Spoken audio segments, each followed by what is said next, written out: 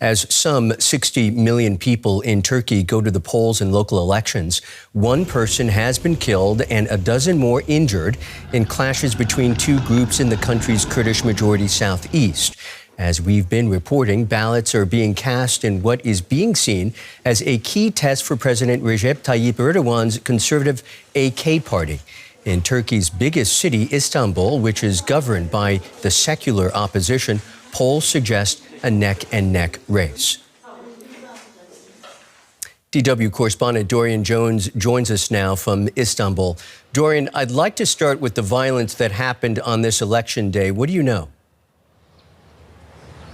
Well, what we understand is in the Sur district of Diyarbakir, one of the main city in Turkey's predominantly Kurdish southeast, in a village, there are two groups of supporters for a candidature for a local representative clashed using knives, sticks and guns.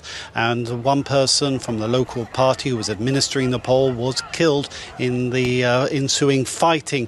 Now, this region has been the center for a decades-long fight between Kurdish separatists of the PKK, the Turkish state. Tens of thousands of people have been killed in that conflict. So there are many guns in that region, along with a lot of tension. On top of that, you have large clans who are very powerful, and there are in many cases blood feuds between those groups, sometimes connected to the political violence. So when you have elections with large peoples coming together, such violence, fatal violence, is not unusual during election time.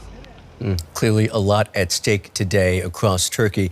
Now to the election itself. What makes this contest so important, and who has the edge?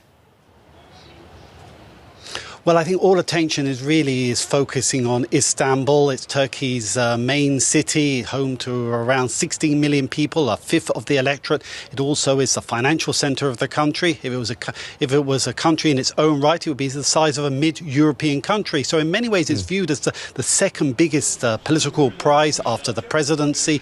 So it is seen as a crucial test of power in the country. Now, for President Erdogan, who lost the election, his ruling AK party, to the incumbent Ekrem İmamoğlu 5 years ago, it was a huge shock because he sees this as his stronghold. This is where his career started as a mayor, and he went on to springboard to dominate Turkish politics. So for him, it is really a priority to win back that city, because also it will fit within his political agenda.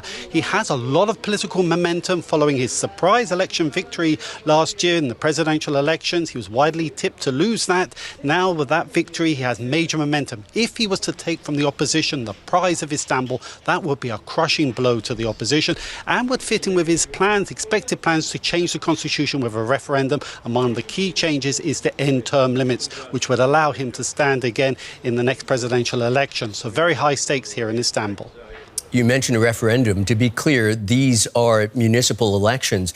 But is it fair to suggest they may very well also be a referendum on the president and how he's been running the country? Well, that certainly does appear to be the case, given the fact that Erdogan has really led the campaign here in Istanbul, even though he's not on the ticket. He's been in the forefront of campaigning for his candidate, Murat Kurum.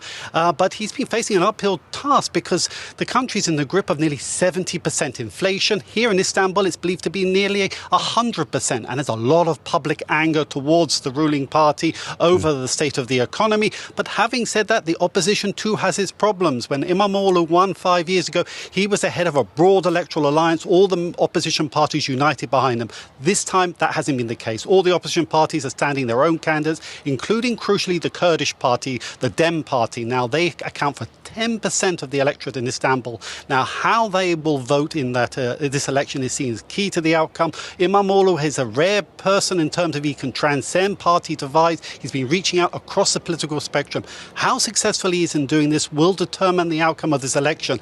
If he was to win again against Erdogan, it would also burnish his reputation as a man who can defeat Erdogan. And that's important because he's widely considered to be a presidential candidate in the next election. It's DW's Dorian Jones in Istanbul. As always, many thanks, Dorian.